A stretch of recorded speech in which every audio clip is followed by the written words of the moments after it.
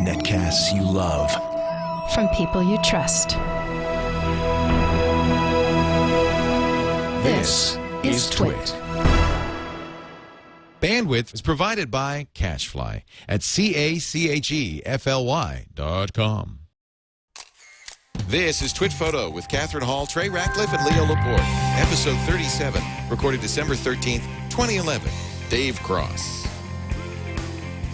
TWiT Photo is brought to you by Ford, featuring available voice-activated sync with sync services, which enables you to customize your driving experience with personalized news, traffic, and directions. Check it out in the new 2012 Ford Focus and at ford.com/technology. And by Netflix. Watch thousands of TV episodes and movies on your PC, Mac, iPad, iPhone, or TV instantly. All streamed directly to you, saving you time, money, and hassle. For your free 30-day trial, go to netflix.com/twit. It's time for TWiT Photo, the show. I'm back! Yes! I'm so excited. The show that really, I think, and this is the goal we have for the show, is about the art of photography as practiced by some of its most sterling people, and starting with our host, the wonderful Catherine Hall, CatherineHall.net. Thanks, It's good to see you. It's good. I'm so glad you're back. I was in Paris, and you know what I deeply regret? What? I didn't have time. There's so many things to do in Paris. We, of course, were working Le Web. There was a Diane Arbus exhibit at the Jeu de Paume, see it? and I knew it was there, and I kept saying, "Oh, tomorrow I'll go see Diane." Tomorrow, I missed it. But I've probably seen all those pictures. Yeah, but it's not the same. It's not the same, it's is not in it? Paris. Yeah. It's not all together. It would be fun to see all of them together next to go time. back. I can go back tomorrow. I'm ready. TWiT photo trip So to how have Paris. you been? I'm good. I'm super excited. This is a big day for us. It is, because the Guest Quest announcement is happening today. We have a wiener on. Yeah.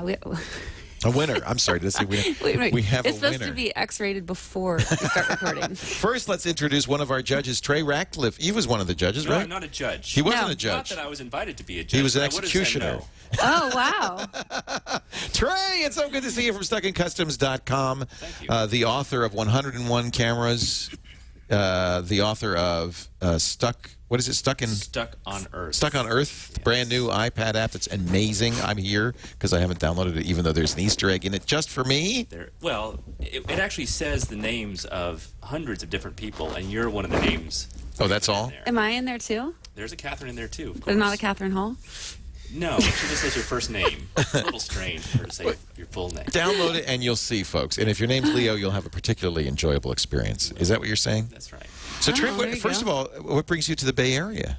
Well, I'm out here for a few meetings and to meet some Good. old friends, and then And your mom? and my mom is here. She Brought her for fudge. everybody. We love that. In fact, she made fudge. We had this huge photo walk at Stanford, and she made fudge for everybody there.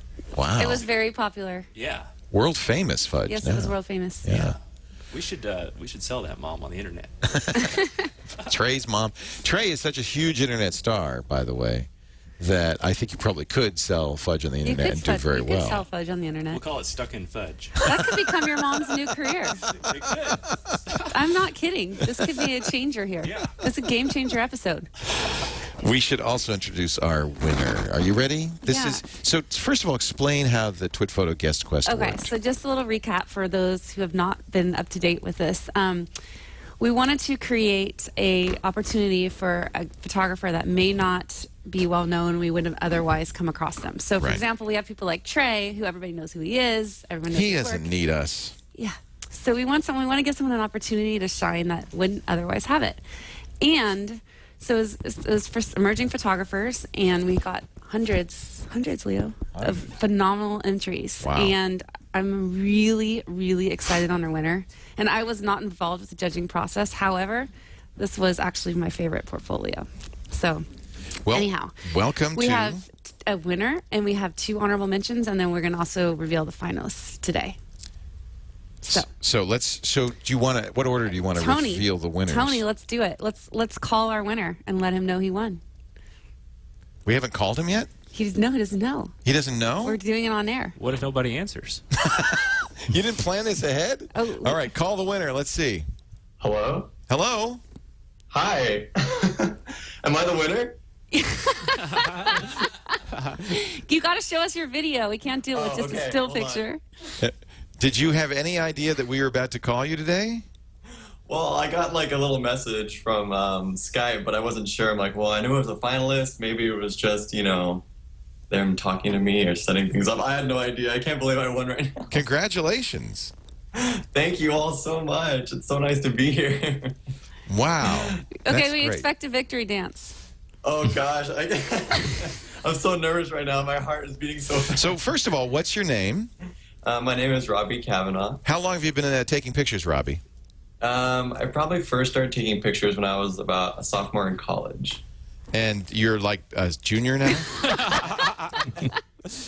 I actually just graduated being a senior. So really, you've only been taking pictures for a few years. Yeah, no, not very long. Did you study photography in school? No, I didn't. I'm self-taught. I did take one film class, and the film class was just kind of, learning the chemicals and the mixing and things like that. But I just kind of took it for a normal GE. So. And what kind of I'm looking at your beautiful fine art prints. I can't believe you've been doing this for 2 years. This, It's incredible. this is art. Thank you.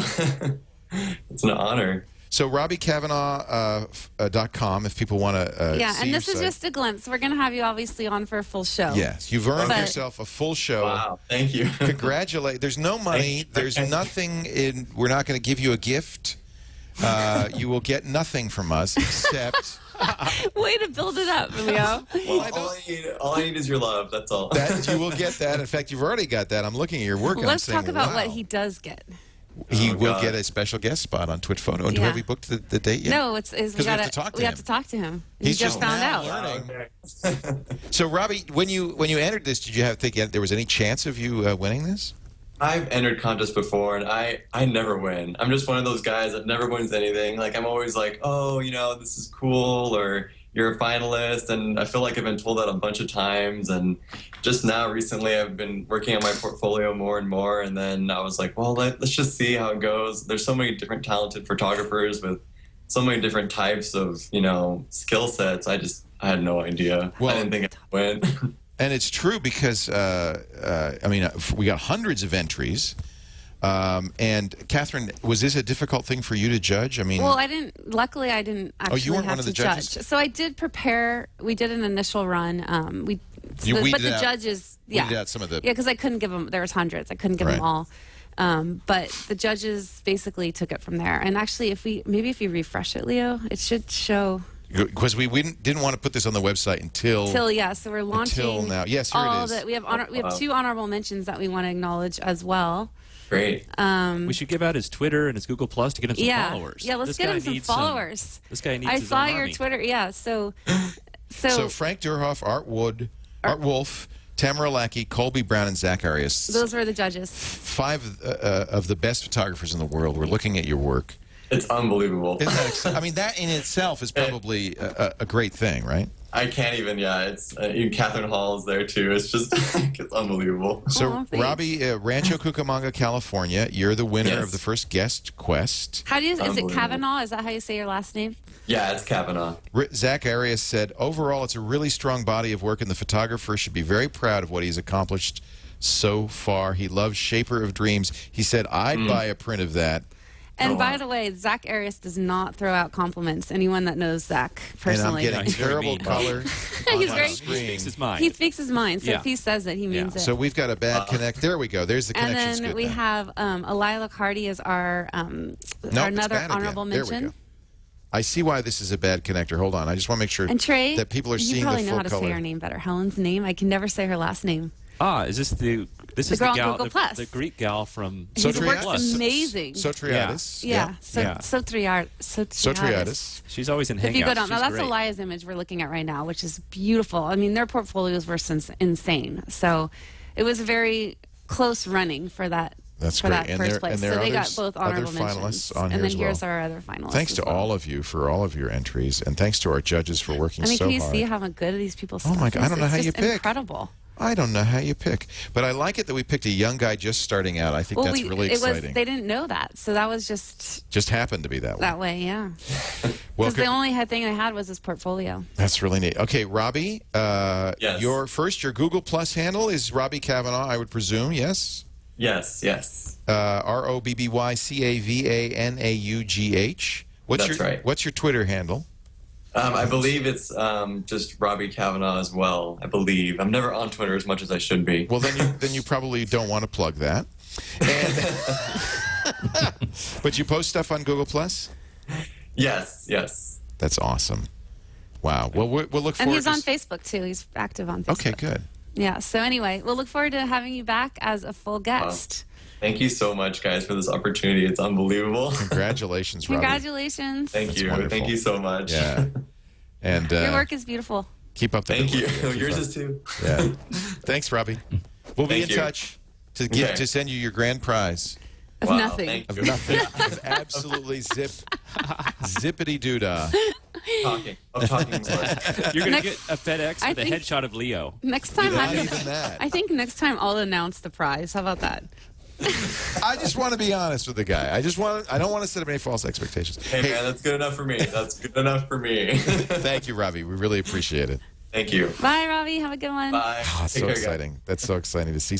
I mean, all of those photographers are so great. But to see somebody who's so young just getting started. Oh, and- 2 years? Yeah. He's I gonna mean, be a it's star. That's really exciting. He's kind of a jerk, though. I mean, He seemed Yeah, like such he seemed kind of He like he had a didn't take it huge very ego. well. Yeah, I mean, he didn't even get it's already to excited his about head. it. I mean, by the second half of that, he It's was already like, to his head. he was like, I'm all that. Oh, He was I want saying, to hear that already. forget that Trey That's Ratcliff humility. guy. Yeah, I'm the king. I'm the king. So, that jerk. That's hilarious. so wonderful. Let's say we've said hello to Trey, and it's nice to have you here. Thank you. You actually started this show really with Lisa Bettany. I've Yeah. already forgotten her name. Yeah. Lisa, that woman that used to work here. Yeah. But we're so glad to have you back. Well, thanks. Yeah, and Trey, you've been doing some great things too. And you should On direct occasion. people to your recent experiment. Yes, so we did this giant experiment, and it was embarrassing in many ways. I decided to try out old school advertising, right? Because, we get these photo magazines, and there's all these ads in them, right? From really big companies. I figured, well, they must know what they're doing. So I decided to try advertising in them as well, because we have this HDR video tutorial that we sell. It sells great, it's profitable, we have a very low return rate, so we know it's a good product. And so I decided to buy full-page ads in 3 of the biggest magazines. I spent $30,000, right? That's kind of a big commitment when you have a small No kidding. business. That's Yeah. a very big And we commitment. bought full-page ads for 3 months in 3 of the biggest photo magazines. And so all my results are on there. For 2 of the biggest magazines, we only got a return of about $2,000. Really depressing. We tracked the codes.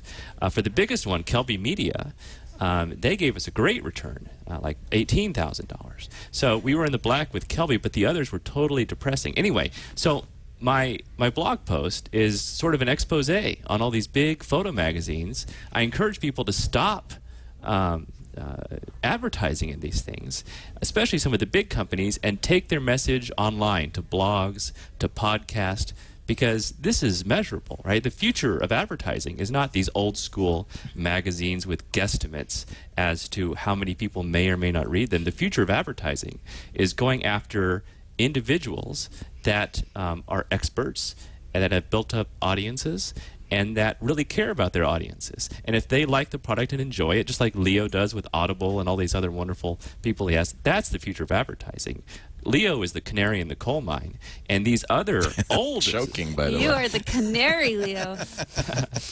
and these all these other old school magazines, I can't understand how they have such huge incoming regular advertising deals, because I don't think it's very effective. And my experiment proved that. Now, it's anecdotal, certainly, and I hedge, and I'm very objective, you see in my analysis. This is good. But all This in is very all, I thoughtful. find it was very interesting. Yeah. Yeah, I think that's very interesting too, and I want to commend you for the courage it would take to do something like that. I bet you heard from those magazines. Yeah, Yeah. exactly. Well, I've been getting a lot of hate, but the hate has been coming from the hate was the expected. establishment, right? Yeah. But that's okay. I'm totally had to know that was independent. I don't coming. care if I don't care if they like me or not. It's the truth. I mean, it was very interesting. and I wanted my ads to work. I didn't want to lose money, right? Yeah. I didn't do this to prove a point. I did it because I wanted my ads to work, and I was so embarrassed by the results. I thought, well, here's my results. What was your expectations versus the actual outcome? Well, I thought I might at least break even. And I figured if all these other big companies like Canon and Nikon and Epson and Sony and Nik Software, if they're all buying these full-page ads, they're surely doing it to drive traffic to a certain product or service, not just for old-school branding and name recognition. Well, I think Nikon and Canon are. That's may the be. difference, and they probably don't measure sales results compared to campaign. I would guess. Well, I think they ought to at least. It's pretty hard to. I mean, if Ford, it's going to be difficult for them to notice an increase in car sales because of their ads on TWiT. I mean, and Canon and Nikon, same thing. But Ford has taken a sizable amount of their advertising budget and decided to really dive in head first online. They do research. They do a lot of research, and I presume if people are buying ads in these magazines, they must be doing some.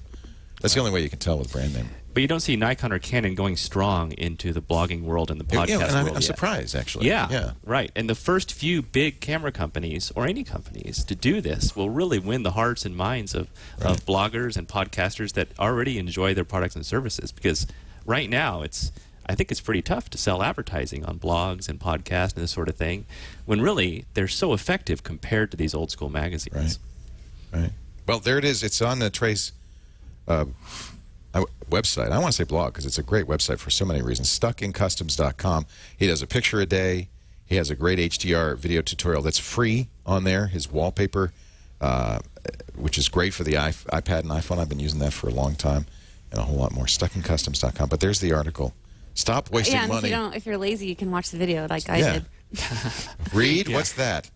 I laid in bed with my iPad. So what are you going to do going forward? Do you think you'll ever buy advertising again? You don't even need to. No, it was just sort of an experiment. Yeah. We're not going to buy any. I might buy some with Kelby Media. But what about with Kelby because it was so successful? Yeah, we might do that again. They have a mixed campaign of print and online. So they're smart. They're forward-thinking. Yeah. Scott Kelby and his team, they understand the web. They understand advertising. Well, I think you also hit the nail on the head. He's got a very engaged and loyal audience. Yeah, he has a very loyal audience. Yeah. Speaking of Scott Kelby, we've got a guest. A former Kelby instructor. And where are you currently a Kelby instructor right now as well? Freelance? Let's say hello. Yes. So we're really honored and excited today to have Dave Cross, who is going to be. We've been getting so many requests for Photoshop. So good. He's here he's taking time out to educate us. And it's good we have Trey here because I know Trey's HDR also requires a Photoshop stage. Trey never uses Photoshop. No, hardly ever. Hardly ever. We'll talk about. I love post-processing, and Dave Cross is a great teacher. Everybody pretty much knows who he is, and there's a reason he's a great teacher. He's been doing it for so long. He's a phenomenal teacher. Yeah. We're really building you up here, Dave. I appreciate that. Well, in fact, we're going to do something very different on this show because we're going to do some demos, which we've never really done. And I presume because you're a former Kelbyite that you probably can get up, walk around, show the screen, show what's out your window. He's not in Kelby Studios though, so there might be a little bit of a restriction there. Here's the thing: this earpiece is about 1.5 foot long, so if I try to move, I'm going to strangle myself. Scott sets a standard none of us can live up to. Yeah. But Dave, I can give you later on though a 360 tour. I just moved my webcam around and that's cool. Almost a full circle, and you can see my studio. But that's about the extent of the high-tech nature of my setup here. Well, before we get going with Dave, can we do a commercial? But it's not for what you think it is. Oh, really? No, it's for something Trey sent me. Curiosity has been piqued. I just knocked over my water. But you know what? There's no electronics in here. Are there? No, I think we're all right. This is so. Trey, tell the story of this. First of all, of this picture because you went to the last shuttle launch. Right. Well, by the way, this is the before what you're showing. I know. I think you're about to do something wonderful to this picture to make it look wonderful. But I want you to explain this. It looks wonderful already. I mean, look at that. That's gorgeous. So this was a special night for me because it happened to be my 40th birthday. Oh, I'm a tender age of 40. Such a kid. And I've always loved NASA and space exploration ever since I was a little kid. I was in grade school when the Challenger blew up, and you remember these moments. And so this was the final shuttle launch ever. Right? This is the Atlantis. And I got to go out to the launch pad on the final night, and I was there with only a few other people, a few NASA officials and whatnot.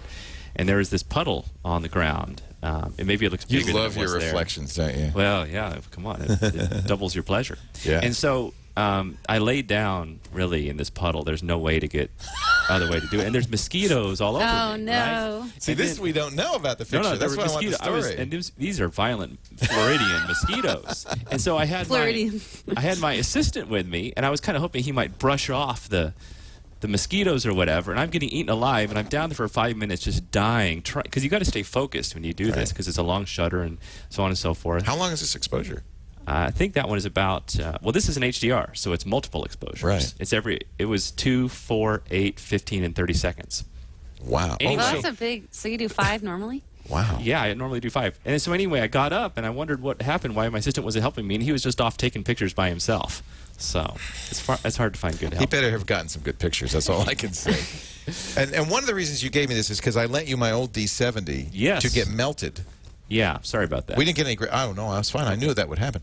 Yeah. You didn't get any great pictures out of it. That's what I'm sorry about. Yeah, I should show you what we got out of it, because it worked until the plume hit it. And then it was all over. Because basically what you see is like black, black, black, like bright orange and black. Right. There's not much to see. No. Yeah.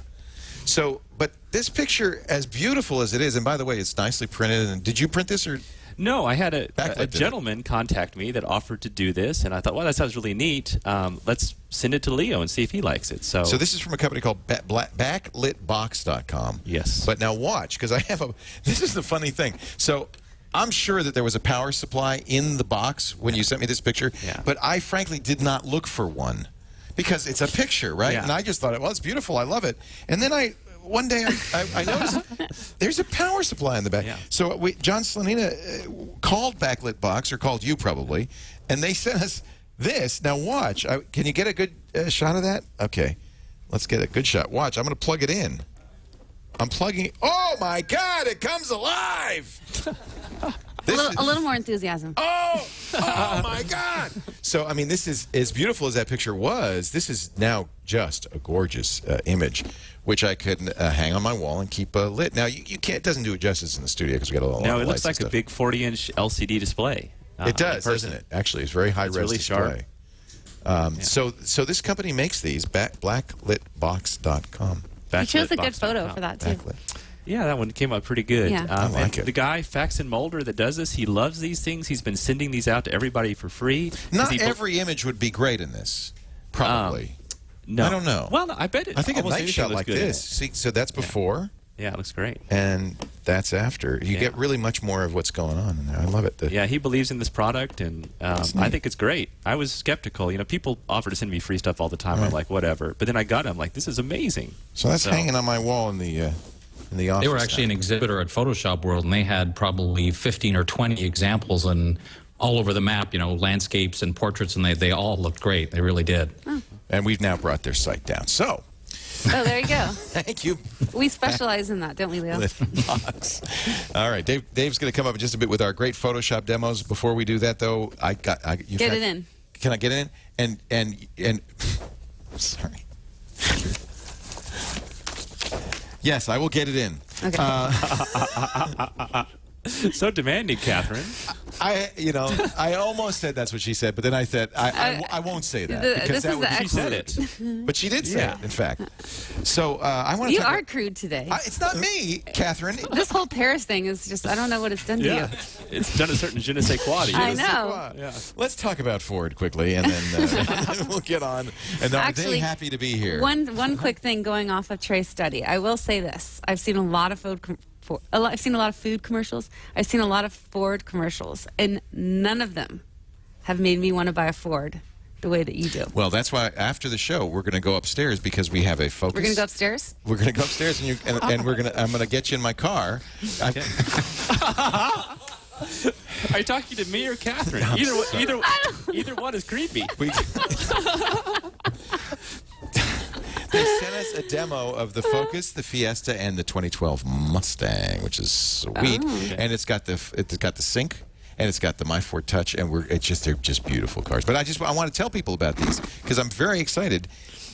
Here's what you do: if you want to go to a Ford dealer, that would be the best way to do it. And check out the 2012 Ford Focus. And when you get in there, get in the car and have the Ford dealer show you Sync and My Fort Touch. You've heard me talk about before, and the sync services. We don't talk about these enough, and I think these are really great. For instance, your car knows where the cheapest gas prices are. You can press the button on the steering wheel. You don't take your hands off the wheel or your eyes off the road, and you can ask for lowest gas prices, movie times. It will send you, if you have a regular route for your commute, it'll say traffic's bad. It'll even text your phone. It's truly amazing stuff. And now you can have the in-dash display with My Ford Touch, but even if you just have the Ford Sync, it'll tell you all of this as well. You could set up.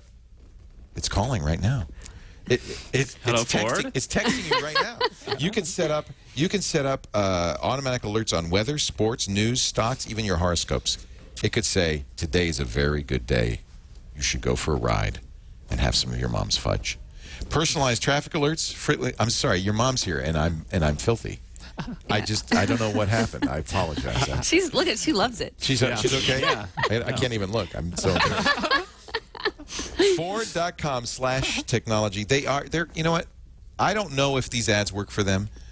And I pray they do, but I am a big Ford fan, and I wasn't until until I started driving that 2010 Mustang. You just found that out? Yeah, I just found that it's out. amazing, and it's News just incredible. today. And I will take you for a ride later, and you will just love the Ford Sync. Ford.com/technology. I am really wrestling. We're trying something new with this microphone, and You're the only one that seems to have problems. Yeah, I know. It's bad. I apologize for the wrestling.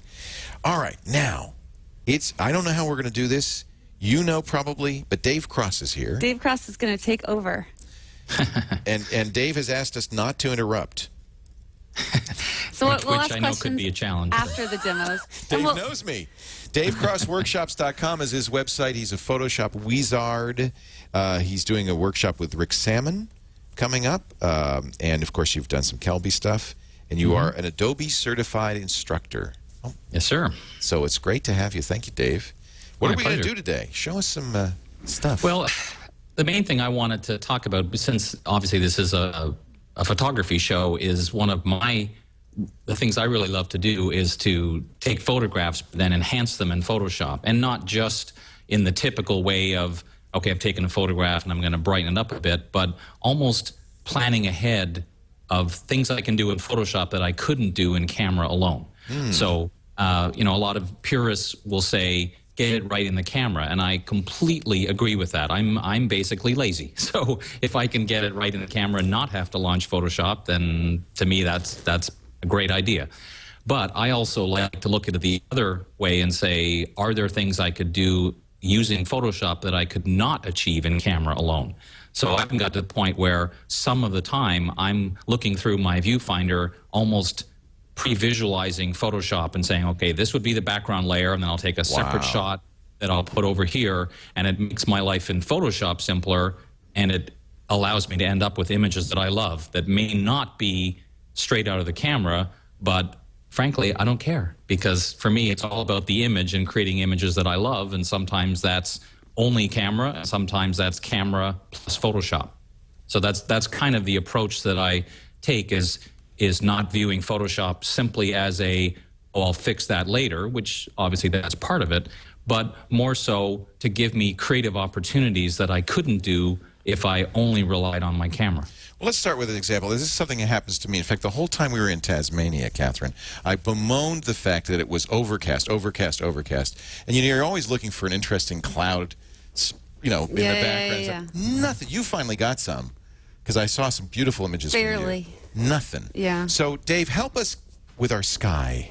Well, and that's actually a really great example of this thing that I've started to call Photoshop photography, where I'm pretty blessed here in Florida. We have the most amazing skies just about every day. I mean, it's hard not to have a beautiful sky.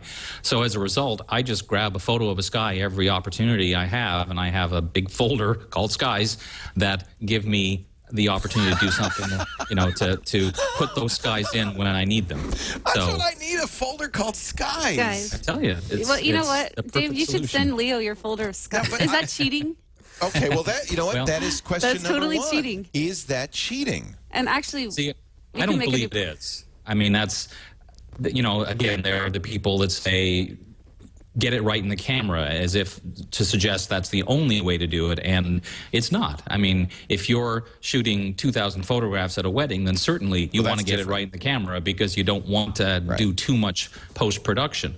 But if you're on vacation in a beautiful spot and it happens that the whole time you're there the skies are gray, then to me that shouldn't mean that you have to end up with all these photographs with gray skies. I mean, why not put in a nicer sky so it creates a more beautiful image? Okay, we're not talking photojournalism here. It's not the cover of Time magazine, so basically I can do whatever sometimes I want. it is, apparently, the cover. Well, yeah, that's true. But it shouldn't for be. Me personally, I don't see it as cheating because it's just like if you're in a studio and you didn't have any lights, you would get a horrible image. So is it cheating to use a big softbox to get a better photograph? I mean, there's still some assistance to what you're doing. Well, just as a disclaimer, when I said cheating, I meant cheating if you send him your skies. But we're going deep here. I meant, and you know what I meant. Yeah. And I think there are purists out there who say, well, no, you mustn't do that. But Trey, you don't think it's everybody cheating. has their own line that they won't cross, just like everyone has their own personal El Guapo. And when it comes to this line you don't cross, I personally will not Photoshop in a different sky into a photo. Okay, I'll use what's there. You know, I'll take out light post. I'll take out power lines, that sort of thing. But that's Dave, interesting. Okay. Yeah, Dave is a little bit further. He will swap out a sky, and that's fine. But this is sort of a fungible thing. Some people move the line way over where they won't even do any Lightroom, any Photoshop at all. Some people do some Lightroom. Some people do a lot in Lightroom, and to them that's okay. So this is a flexible thing, and I'm very open-minded. I like all good photos. I don't really care how they're produced, but I know where my line is, and I'm comfortable with my line. Well, Lightroom even has changed because in Lightroom 1 and 2, I think because people were saying, well, it's going to be photojournalism, so we're going to say you can't only do things to the image as a whole. You can't do any editing to the part. And then in Lightroom 3, all of a sudden they add regions, obviously responding to the demand from users who said, well, no, I'd like to get those power lines out of there. Would you mind? You know? Yeah. So are you going to do a little blue skying for us, Dave? I also think it's very situational. So in an ideal world, I would always have my tripod and I have the time to do multiple exposures and HDR, but sometimes that circumstance doesn't exist. In the example I'm going to show you, I'm going to share my screen here, so we'll hope that works here so we can... Skype never fails us, Dave. Yeah, I'm sure. Hey, Dave, while you're doing that, quick question. Are you shooting all your skies in raw, highest format, or what are you doing with those captures? Pretty much. I'm a belief that storage is cheap. So I shoot everything best quality I can, just in case, because I may have a situation where this guy I want to replace needs to be printed pretty big. So to me, it's the cheapest thing out there today is storage. So I never use that as a factor. So I always try to end up with something that's big enough just in case. So here's an example. I was on vacation in Italy, and my wife and I were in Venice, and I was there as a tourist, so I had a decent camera but no tripod, and as I walked by this scene I thought that's just so cool. But what I'm actually showing you, and here's tip number one, if you ever decide to do a before and after, show the after first, because if you show the before then people know where to look. So here's the after photograph. The before was like this. That's the skies I always get. Yeah, the blown out sky. There was a touch of color, and as I was trying to expose for the sky, the buildings were getting too dark, and again I didn't have the time. My dear wife is very patient, but not that patient for me to sit there and take multiple exposures by hand. So at the time, I just said, oh, well, that's what I've got, but I'll try to fix it later on. So the process that I would go through, this is actually a photograph of a Florida sky that I probably shouldn't say this, but I took this as I was driving to Jacksonville. I just stuck my camera out the window because it's so cool. So if that's just a sky. So this is an example of the one that I'd have in my folder of skies, and all I do is select the whole thing, and then I'm going to copy it, and that's going to put it in the clipboard so I can then use it. So then I'll go to whatever photos, another one from the same Italy trip with, again, just blown out sky. I'm using this example because it's fairly simple to do, but the theory is the same. And I'm using a tool called the Quick Selection tool, which is a wonderful tool in the last couple of versions of Photoshop that kind of is an edge detection tool. So in this case, I barely touch it, and you can see it selected the entire bad sky, and I want to put the new sky in there.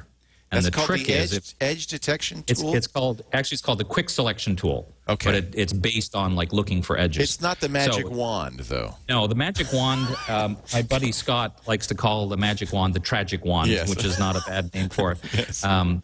So the trick, if I just chose paste, it would paste it as a new layer. Right. So the difference is I use this command called paste into. And what it does is it automatically pastes it into place and has created a layer mask, which means that now I can click on the sky layer and kind of move it around and find a spot Look at that. Oh, that's great. that looks the way I want. And the only thing I have to do in this case is be careful I don't go too far and suddenly start to see trees above because that would be a little weird. But I've deliberately taken a sky photo that's bigger than I need to give myself all this room to play. And once I'm happy with it, I might kind of lower the opacity just a little bit so it doesn't look quite so obvious. But that's a really quick example, but you can see already that I don't know that someone tuning in right at this second would say, oh, well, clearly, I mean, other than looking at the layers panel, if you looked at the finished version, it looks pretty realistic already. And that's just because of preparing ahead of time to have a sky to paste in there, and the fact that Photoshop does such a good job for something like this when you have very definable edges. So in some cases, what that almost means is if you, as you're taking the photograph, can tell the sky is going to be blown out, then you might as well just go with it and almost completely blow it out. Then it'll be even easier in Photoshop to paste into, because it'll be easier for the selection tool to figure out where that big white thing is actually what's supposed to be your sky. Well, I like that too, because and for me, a lot of tourist shots, I don't have time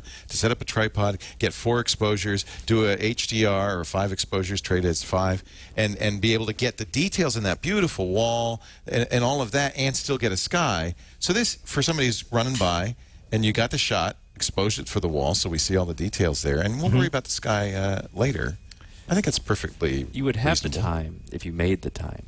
I don't have the time. But I don't like carrying a tripod around. That's Well, where I get into trouble. You But, choose you know, to even make in the that tripod case, part of your life. There was no detail in the sky, I'm sure. Yeah. You could have No, exposed no. all ways from Sunday. The sky is going to be a great sky. Well, that's the thing. Sometimes you're in these really interesting places, like Dave has been, and you just happen to be there in the middle of the day. Right.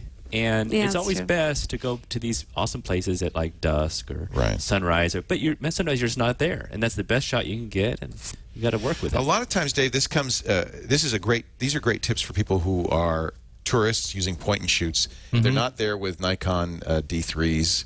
They're not there with a tripod. Right. Yep. And can you show us how you can use a point and shoot for this kind of thing? Well, sure. And the nice thing about even point and shoots today, of course, is the quality is so high that even when we say point and shoot, we're still starting off with a pretty good example. So let's just see here. Why I have to I'm say not- that's true, although.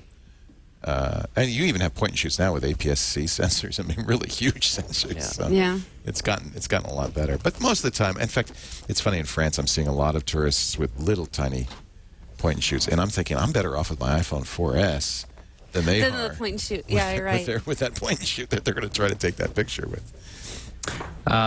So apparently, I think you jinxed things, Leo, by saying that Skype always works for you, because suddenly my ability to share screen has been great. Oh no! Tell me it ain't true. Do it with Panama. So Yeah. Yeah. Well, what we can We could actually do, have a question for you. But Yeah, go ahead. what we could do is, do you want to restart your machine, Dave, or well, I may. restart I'm Skype? not sure that, Why because don't you do I'm that? looking at. Yeah, because I'm looking on your screen, I can see, but on mine, everything seems to be kind of stuck here. So let's just see. I'll tell you what. Tony, if you want to work with him and see what we can get done, I could do a Netflix commercial. Yeah, sounds good. Why don't we do that? Sounds good. Because the great folks at Netflix know that many of you, hard to believe, have never tried the world's best entertainment value. $7.99 for thousands of movies on demand, hot and cold running movies. This is like bringing plumbing into your TV so that. Great analogy. Well, I mean, before you had hot and cold running water, Yeah. you didn't have that. And the same thing now for your TV, but instead of water, it's movies. You see what I'm saying? Yeah. You see where I'm going with this? And it's a free babysitter for your kids. We have it at home. Oh, and on an our kids iPad? Just love give the it. kids an iPad. Have you seen the new Netflix on the new Xbox? It's nice. It's a totally different interface. Oh yeah, you can it's awesome. I think we're all going to get that soon. then you don't have Android to- has a new interface. iPad is coming. I know iPhone's coming. Xbox 360, the new interface. PlayStation 3, Wii, of course, many TVs, Blu-ray. I mean, if you can't get Roku is what I use. If you can't get Netflix, the new Logitech Review got upgraded to a nice new Netflix interface. Beautiful. So here's the deal. You already have it, right? I'm preaching to the choir, aren't I? That's like. We're not going to make any money on this ad because every single person at home has one. But I tell you what, I bet there's somebody in your life that doesn't have Netflix. And here's the deal for them. You just go, you call them up, you say, hey, Mom, I have arranged something amazing for you. It's netflix.com/twit. 30 days of unlimited hot and cold running movies. There's everything on here. TV shows, movies. Looks like Tony's been watching Arrested Development. Great show. Love that show. I don't know about Party Down. Wait a minute, this is my account. I started watching Breaking Bad. Isn't that amazing? It's really good. So the first 4 seasons are on Netflix. You can get all caught up, and then you can watch season 4. I'm watching them all the time. Breakfast at Tiffany's. I guess it was me watching this crap. But that's the beauty of it. You know, the truth is, you don't have this commitment. You know, when you order a DVD or you go to the movie store, you go to the Redbox, you got a commitment. You got to watch the bad movie. This way, you say, I never saw My Weekend at Bernie's. Maybe it is a good movie. Costs you nothing to watch it. And 5 minutes into it, if you hate it, there's another 5,000 other movies or whatever you can watch. I don't even know the count on this. It's amazing. Netflix.com/twit. Tell your friends, tell your family. Everybody should have this. Look, holiday favorites, A Christmas Carol. I don't know why I love Arrested. Christmas movies. They've got the every 30 Rock Christmas episode for the first 7 seasons. Was there a particular Christmas movie you watched growing up? No, but now the one we watch all the time is Elf. Really? The Greatness. Yes. And I bought my mom Netflix, That is by about the way. the most horrible movie I've ever seen. You like Elf? Well, our kids love it, and it's good, light, Will Ferrell light. humor. It's light. Okay. My personal favorite growing up was The Christmas Story. Yes, with I the love lamp that one. and the BB gun. The leg lamp. Yeah. So you got your mom. See, I got my mom Netflix too. Yeah, and I didn't even have to tell her how to use it. No. It's simple. Well, when I got her Netflix, I had to buy her a TV with a DVD player because she didn't have one, and the whole DVD by mail thing. Last year, she said, honey, save yourself some money. She doesn't talk like this, but she should. Save yourself some money. Just get me the streaming. It's plenty for me. I'll be all right. And I did, and she's happy. Mom, I'm sorry. You don't talk like that, I know. Netflix.com/twit. Do we have it working now, Dave Cross? It appears to be. See? The Netflix, it's amazing. It fixes everything. Netflix is awesome. So It is awesome. chat room had a quick question from you. Why is Magic Wand so bad and quick selection is Good. Is That's good. not for you. That's for the Photoshop people. That's for Thomas. I'll tell you my answer to that question is because it's not magic. It's actually misleading sometimes because here's a very typical situation like that sky, for example. You take the magic wand, click once in the sky, Right. and it would look as though the whole sky was selected. But no. Well, then you did that paste into, you'd see little tiny patches here and there where it didn't quite get it, but the selection edge doesn't show you that. So for some situations, it's okay. But honestly, the quick selection tool just does such a good job these days. For me, that's just my go-to tool to at least start with to try that. I think they added this edge detection like CS4, and that really was the breakthrough. So this magic wand's been around for years. Right. And I guess they leave it there for people who like it. It gets Yeah, better I and think better. there seems to be a rule at Adobe that they hardly ever take anything. Never Yeah, take they it no out. can't matter because how much certain people would no one complain. uses it. But they want you to use the edge detection. It really is better, and you should. Yeah, it really is better. So back to our story, Yeah. which Yes. was if you have a point and shoot, does that eliminate some things? And the answer is not at all, in part because of the quality of a point and shoot, but also depending what you're doing with it. So here's an example that I will share. And this actually comes from a buddy of mine, Corey Barker, who's one of the Kelby group. He just wrote a great book for designers, because Photoshop, of course, is not only for photographers. And this was a photograph when we were talking about this kind of topic. He sent this to me as an example, and I said, what is it? And he said, I took it in an elevator with my iPhone. And he just really liked kind of the pattern that was there. Yeah. And it's, fairly small, so if someone decided to blow it up to like the size of a poster, then it might lose some quality. But I see this and think this could be a design element that I could use in some project. So, for example, I'm just going to unlock my background layer. And one of the things we can do in Photoshop is make a pattern out of anything. And it generally works best if the pattern is square. It doesn't have to, but just kind of helps a little bit. So I'm just going to, in canvas size, type in, and I've set this up so that my existing photograph will stay on the left side and there'll be more canvas on the right here. You can see that little symbol in the middle there. And so then when You're I just add making the this, X, we should say you're just making that square, that number 17.778 is right, not just magic. because I looked at no, it's just because I looked at what the height was and said let's at least try to match it up. Now before CS5, the challenge would have been filling in the rest of this. But the first thing I would try in CS5 is one of the greatest new features, which allows me to just select the area, and then I use the fill command. And one of the options that's new in CS5 is called content aware. And what it does, instead of filling with a color or anything that's like that, it looks at the existing pixels, and it makes its best attempt to fill in the missing information with the same kind of thing. And you'll see in a matter of no time at all, it basically just says, there you go. Now, here's a great example of, for anyone that doesn't have CS5, this alone is a reason to get it, because if you imagine how long that would have taken you to use some other method like the clone stamp tool or something, content aware is pretty spectacular. Now, let me actually show you one other example of content aware before I continue, because this actually blew me away.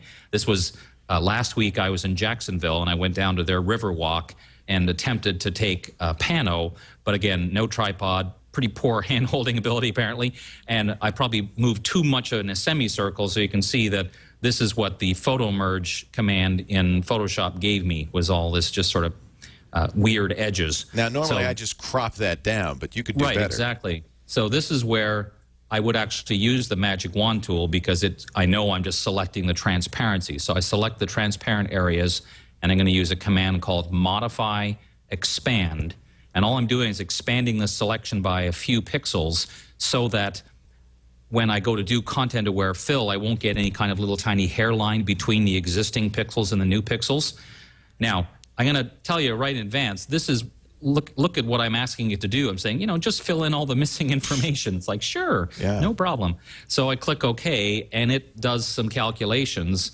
And usually what happens is, it's pretty darn good. Fudge. My goodness. I mean, that's it's not mind-boggling. But it's pretty darn amazing. Like down at the bottom, I'm looking at the wood grain. It doesn't quite match up. But again, the way I look at it is compared to the alternative, which would be me sitting here for an awful long time doing it myself, I'd be perfectly fine with cloning over a little weird bit here and fixing the wood grain. But that's kind of the benefit of content aware, is it lets you at least try it. You'll know in a matter of seconds if it's going to work or not. But in this example, as you saw, it did a pretty nice job of filling in that background. What I want to do is make this into a pattern. So you just choose the command define pattern and name it something. Of course, that's not a very good name, so I would name it like, elevator dash. No, like I just use names like 2. So, because photo 1 wouldn't be very descriptive, so photo 2 is much better for me.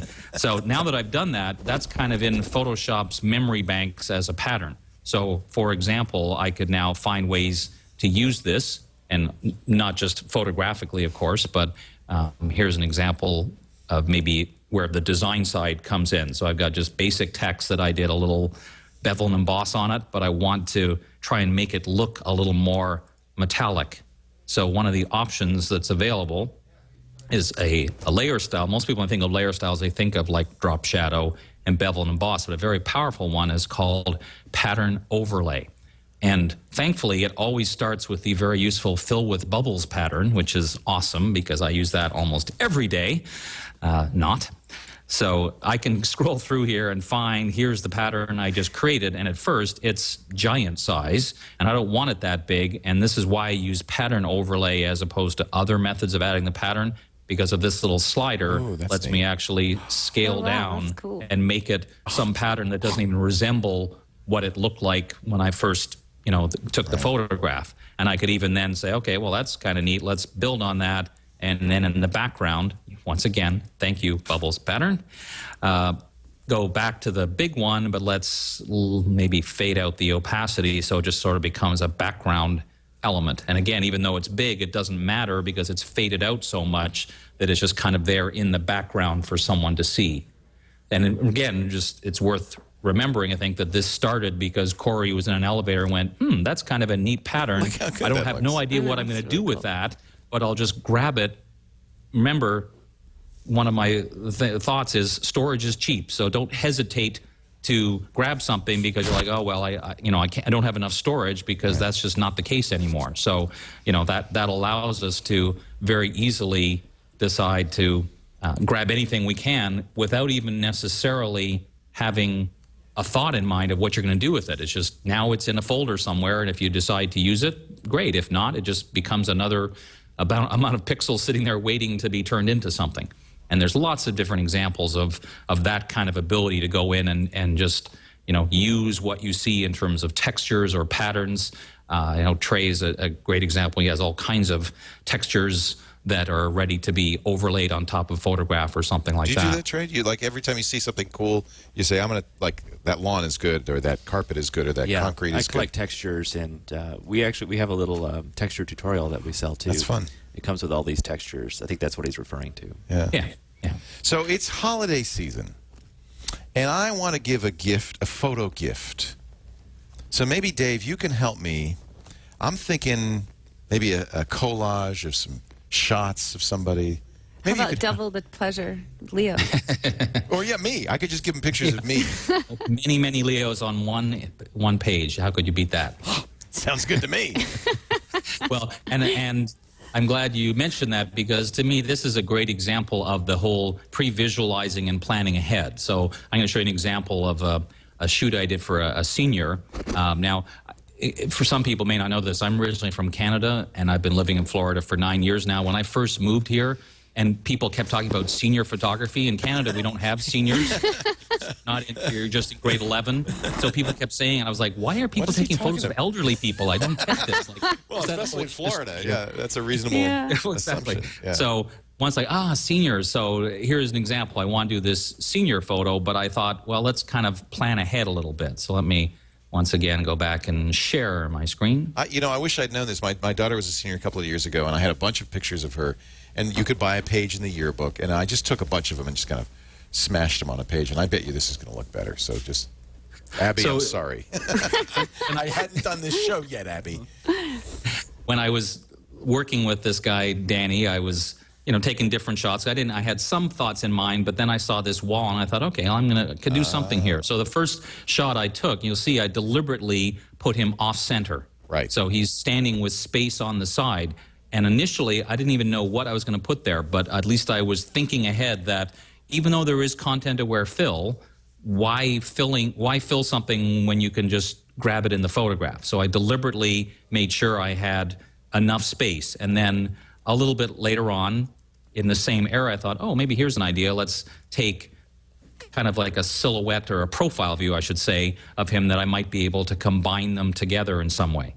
And thankfully, it's fairly easy to do because, as I've said before, I'm definitely the lazy person, so I don't want to have to do something the hard way. So I'm just going to take this whole photograph and drag it onto this new background. And of course, it comes in giant size because I deliberately made sure it was bigger. It's always better to err on the side of being too big than end up something that's too small and you have to scale it up. So all I did here was free transform, and I'm just kind of scaling this to this size, and I'm kind of working in a zoomed out view just so I can see what I'm doing, and then I would go back to the full size once I'm finished. And there you go, a beautiful collage. No. Wow, I'm so glad we had you on, Dave. I don't think that would sell too well. But again, thankfully, and this is another case where go-to tool is the quick selection tool, because this one. And one of the great things about the quick selection tool, by the way, is there's no setting, unlike the magic wand where you have to guess this thing called tolerance. Look at this. Here you just kind of paint, and as you're dragging, it keeps adding. Here it's got a bit too much, so I hold down the Option key on Mac and Alt for Windows, and looks to me like it's got pretty much everything. Looks pretty good. I knew there was a reason I bought our CS5. Tweak it a little bit, but for the most part, I could just click on the add a mask button, and now I've got the start. I mean, it's not quite finished yet, but again, this was easier to do because I thought ahead to have that space to put him there. If I hadn't, I would have been working much harder to kind of content aware something or add in. Now, the other part that's extremely powerful about Photoshop CS5, so I just made a very basic selection and added the layer mask just by clicking on a little button. And in CS5, they've added a thing called the masks panel. And one of the more powerful things in here is called mask edge. And what this lets you do is kind of tweak the results. So often when I'm showing this kind of demonstration, people say, I notice you didn't feather. And my answer is correct, because if you feather the selection, there's no command in Photoshop called unfeatherize. So once it's feathered, you can't change your mind. So I'm going to do it after the fact. So for example, I could shift the edge a little bit. If I felt like I was missing a few hairs, I just kind of paint around the outside, and Photoshop magically just kind of finds little missing details. Is that with a healing brush? What do you... It's actually just built into this. Wow. It's kind of odd because you don't actually really cool. click on the tool. It's already there. There's no clicking. You just start painting, and it kind of detects the edge, looking for hard and soft areas. So in this particular case, I'd say, all right, that's looking pretty good. Now back to this idea of feathering. You'll see over here on the side, there's a slider called feather. It's not a command where you have to enter something. So I'm going to overdo it. I wouldn't normally feather this much, but you can see as I'm doing it, it's really softening up the edge, probably a little too much. But as I like to point out, there's one very important thing missing from this dialog box, and that's an OK key or an OK button. You don't actually click OK with the mask panel, you just leave it. So as long as you save this as a Photoshop document, the next time you come back and look at it and go, okay, clearly I was sleep deprived, that's way too soft an edge, you can just put it back the way it was. That's really nice. That's really nice, because a lot of people find that once they've left an image for a while and then come back to it, they kind of change their mind a little bit. And I'm all about trying to find ways where we can work in a very flexible way so you can always change your mind, because, you know, being that ability to change your mind is really, really important. So that's a cool thing to, and I can see that you could do a lot more with that. That's just the beginning.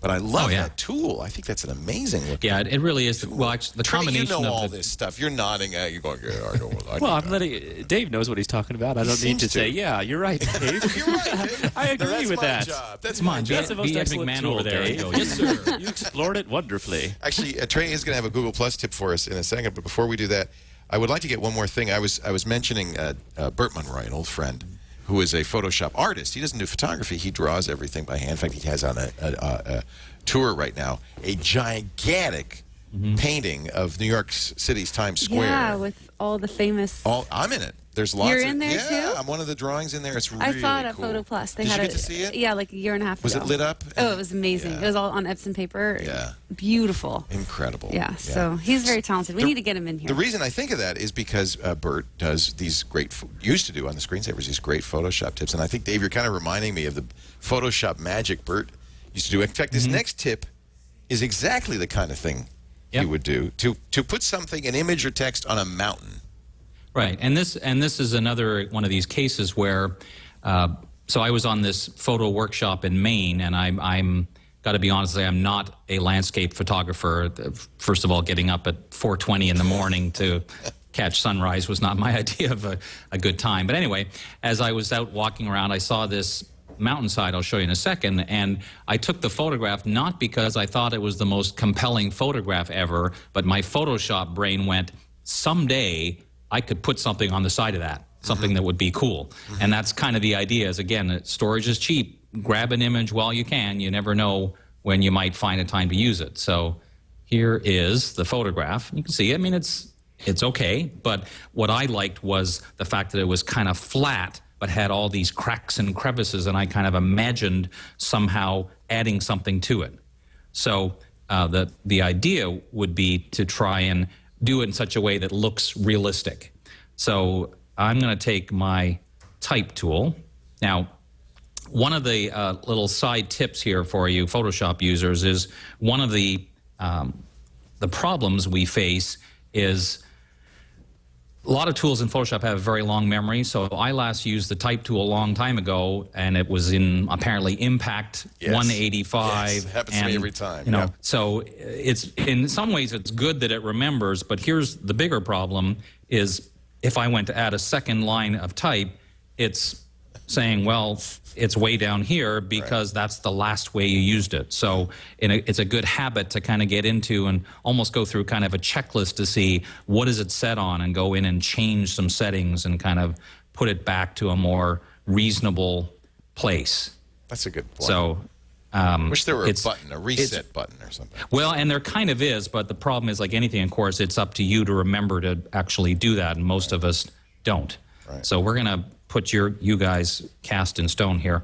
Now, if I just left it like that, like ta-da, you know, people would be like, "Wow, that looks terribly realistic, Dave." Thanks Can I have that for Pretty my special. I want that for my blog. No, it's like add a type layer and hit enter. That's not exactly what we're tip. going for here. Very LOL cats. Yeah, lolcats, yes. So I want to do some things. So the first thing I want to do is be able to edit this in a way that gives me some chance to change my mind. So one of my favorite new things in Photoshop is called a smart object.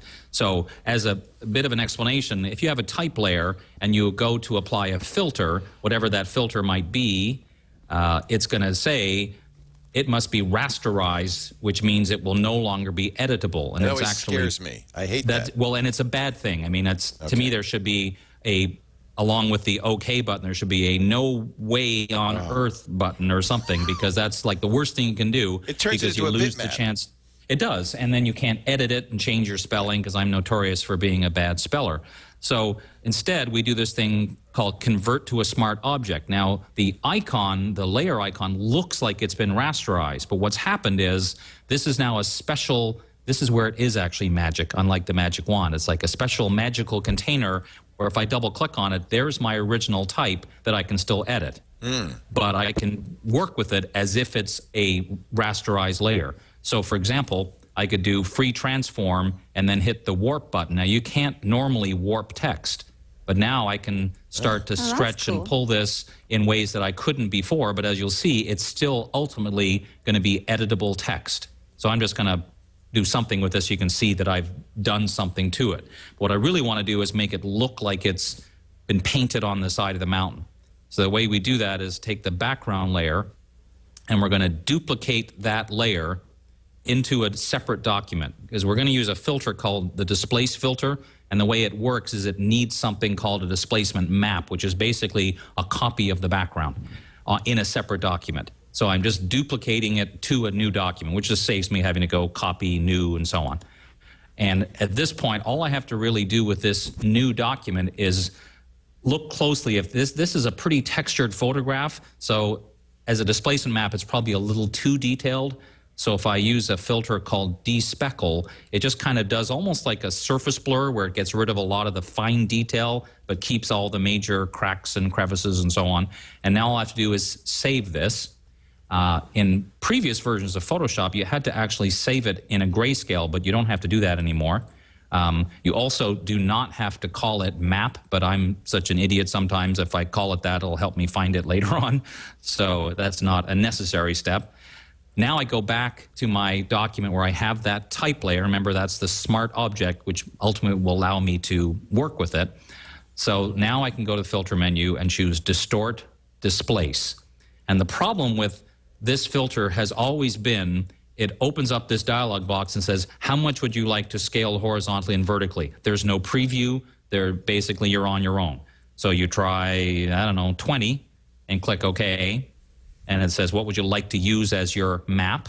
And you say that one that you saved, and then you'll see it kind of distorts. Now, that's probably a little much for my liking, but now over here in the layers panel, you can see it actually says displace. Unlike regular filters in the past where once you clicked OK, you were kind of out of luck, this is now, because it's a smart object, this is called a smart filter, which means I can just double click on it and go back in and try some other numbers instead, and once again apply that map. And that's a little more like I had in mind, and I would probably try some blend mode, like maybe overlay or something like that. So I've done all that work, and then I realized that I made a spelling mistake, or I want to change the typeface, or I should have capitalized Catherine's name, whatever it is, all I have to do is double click on this text smart object, come back and make a change. Let's make it a little smaller too, just so you can see that I'm changing a couple of things. So all I have to do is close that and save it, and you'll see that it instantly updates in the other document, preserving all the other kind of distortion and everything else. So as an added bonus, even though Photoshop doesn't technically have something that's called this, this is like almost like a template, because if I save this as a PSD file and decide to reuse this with something later on, the next time I open it, same thing. I just open it up, change the words completely, you know, whatever it is.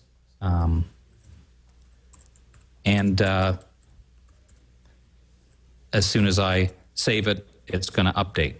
Oh, that's so cool. So it's a template. You can do all. It kind of is. Yeah, I mean, yeah. I hesitate to say that because when you go save as, you don't have, there's no checkbox that says template, but by nature, it just does that because a smart object always stays smart and can always be edited. Speaking of smart, Area 52 in our chat room says, you make it seem so easy. Dave Cross does make it seem so easy. If you go to davecrossworkshops.com, Dave has a lot more about his classes, about the workshops that he leads, and boy, I'd love to learn more of this kind of stuff. That is fantastic. Saves you so much time. And if you're in Tampa, you could probably meet him in person. Well, and my studio space here is both a classroom / photo studio, so it's also available for rent if anyone wants to rent a studio while they're in Tampa to learn more about photography. I work with the local strobist group. It's actually called the Tampa Bay Strobist and Photoshop Collective, and there's about 500 members, and next week a bunch of them are coming here, and we're just setting up several stations around the studio, and they're just practicing and just seeing what it's like, you know, playing with lights and learning more about off-camera flash and that kind of thing. Dave is on Twitter, at Dave Cross. You can go to dcross.com, and of course he's on Google+. Every photographer worth his weight in gold is on Google+, and I like this faux transparent background you've put. Well, I figured as a Photoshop guy, I had to do something like that. I love that. Now, of course, the king of photographers, and I don't say that lightly, the king of photographers on Google+ is Trey Ratcliff. Well, Trey, you have used Google+ to such great advantage. It's really become a great platform for you. I mean, you'd used Facebook that way, Twitter that way, your own blog that way, but I think you found in Google+ a real wonderful home, and you wanted to give us a Google+ tip. Well, here's the thing with Google+ is that so many photographers are on there now sharing their photos, and I don't think people realize how many views they're actually getting for their photos, because they may see some +1s and some comments, they might get kind of depressed, but when you look at how many views your photos are actually getting, you'll be shocked. So it's not obvious how you do it. So I'm going to show you how to see how many views your photos are getting and how to hook up Google Analytics to your Google Photos so you can even watch this stuff even real time with the new real-time Google Analytics. That is really cool. Okay, so here's what you do. Go to picassoweb.google.com. That's where Google+ stores all of the images that you put on Google+. And then while you're on Picasso Web, you're going to see all of your photos, okay? If you haven't been putting them into albums, they're going to be in something called Photos from Posts, where, like, pick a photo. I have a lot in my photos from Posts. Maybe last week that you thought probably got a lot of views, but you just didn't really know. Okay, this photo from Post one, I don't know. Okay. I mean, I thought it was a pretty good photo. I got a few comments on it. So how would I know? Click on it again. You're not quite in the photo yet. There we go. Then you scroll down. Oh, look. And look how many views it has. Look at that. Almost 30,000 views on that photo. And I bet you only got, a couple hundred +1s. Right. If that. Right. So how do I... It's quite hidden, isn't it? Yes. It's like in the beginning of Hitchhiker's Guide to the Galaxy when Arthur Dent had to go find that notice that his house was being bulldozed. Right. So anyway, that's how you can see that. Now, if you want to hook up Google Analytics to it, now go up there to that little gear. Do you see that little gear up there? I see the little gear. Go to Photo Settings. Now, this is all in picassoweb.google.com. Yes. This is a different gear. Right. That's the bad thing. It's a Picasso They're not Web totally gear. integrated yet. Now, down there at the bottom, do you see where it says Photo Tracking? Yeah. Click Track this with my Google Analytics. And I have a code because I use Google Analytics. You may want to go set up a new code for this, though. You can set up as many codes as you want to. Right. The two things you have to put as input for when you set up Google Analytics is a website, right? And then when you put in a website, just put Picasa Web. That doesn't really matter. You could put anything as a URL. That would have stopped me, so I'm glad you said that. That's good. And it will spit back a code, a Google Analytics That code, I can which then you paste paste in in. there, and then you can see real time and over history how many views your photos are getting. That is really That's very neat. cool. Like these Burning Man photos you've been putting up, Catherine. I bet you're going to be shocked when you see how many times they're viewed, because it's more than you think. Yeah. Yeah. I'm excited to check it out. Well, Dave, it's been great having you. I want to sit here and do more and more and more. I just love the Photoshop tips. And as always, it was the same way with Burt Monroy. I watch it, I understand it, I go home and I go, what did he say again? You got to rewatch that. So here's what we do. We're going to take this and we're going to make it a download for you. All you have to go is go to twit.tv. All of the TWiT photo shows have been available for download. All 37 shows. We're very proud of this show. It's just really, thanks to Catherine, become a great repository of wonderful photographers in their work. And now I think we should do more of these hands-on things. I think we that's should. great. I think once a week we should kind of switch. Once a month switch it up. Yeah. Well, So, Dave, you're kicking it off for us. Thank you so much, Awesome. Dave. It's a pleasure having you here. And then also, it's my too, pleasure.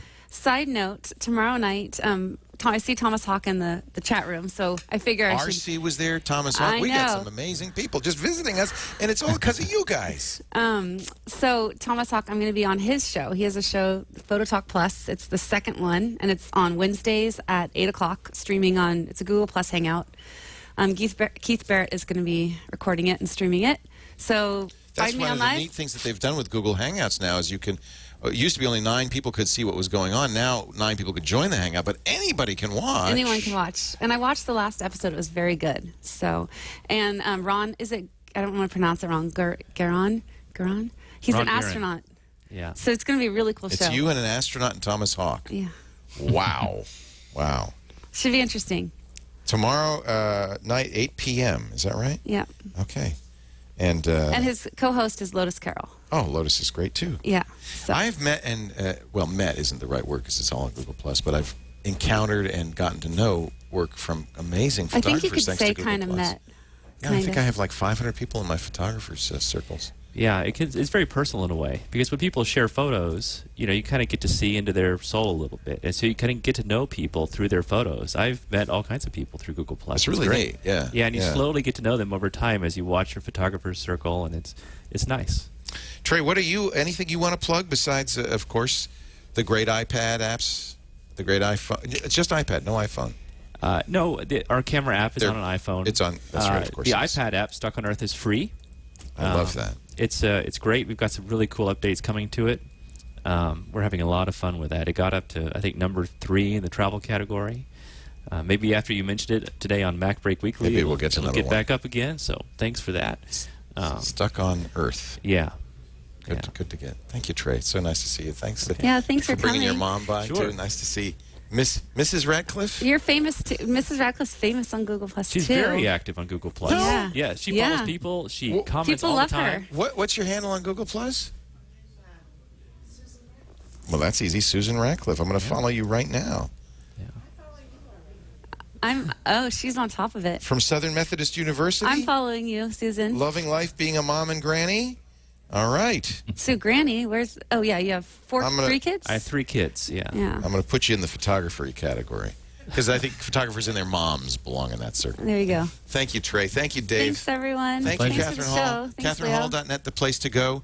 We do Yeah. this show every Tuesday at 1:30 Pacific, 4:30 Eastern Time, which is 21:30 UTC. And it's wonderful if you watch live. But as I said, we always make it available as an audio and video download. Watch the video because then you see all the great pictures Yeah. at Video. twit.tv. And then don't try to multitask. It never works. You end up watching the show. And next week we have Tania Niwa from Australia. Ooh. So should be a great show. So And congratulations once again to Robbie Kavanaugh. He is our big winner in the and TWiT then Photo Guest our 2 Quest. honorable mentions too. That's an amazing picture. Yeah. 3 years ago, guys Elia been taking and pictures. Helen. I hate him already. I know. 2 years. 2 He years. said he just started graduated. as a sophomore. And congratulations to all our runners up too. Great images from some really great up and coming it's gorgeous photographers. Yeah. Thanks for being here. We'll see you next time on TWiT Photo.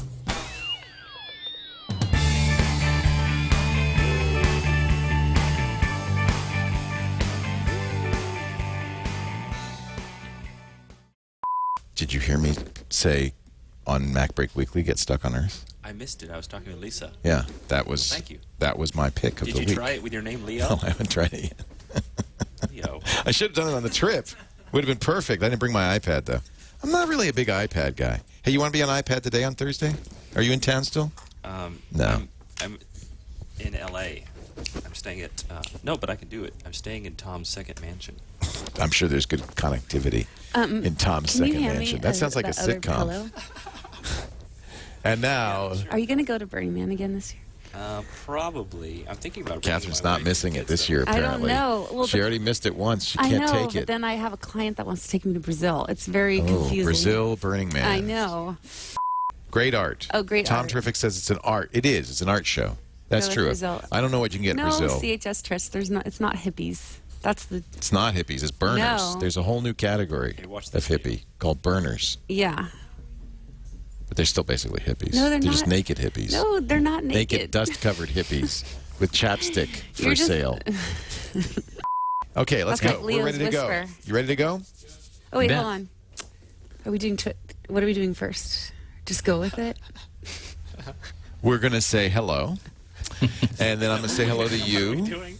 It's just going to be Oh, you no. and me at first. I'm really in And then trouble. we're going to slowly broaden. I'm in trouble, Leo. Are we doing it? Let's go. Go. Not unless you go to Burning Man naked. All right, here we go.